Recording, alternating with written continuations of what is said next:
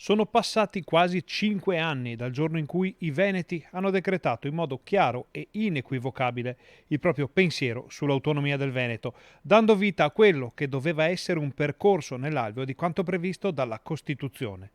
L'obiettivo, che sembrava a portata di mano, è diventato uno scomodo testimone che si sono consegnati i vari governi e più volte i Veneti e i loro rappresentanti hanno ribadito che la pazienza è ormai giunta al limite.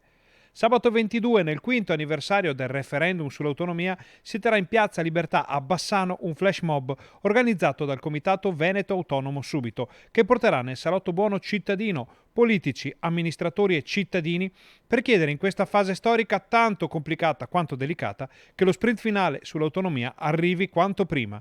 Il nostro contagiorni è giunto a quota 1824 in attesa del governo e sono in molti a chiedersi quanto ancora bisognerà aspettare.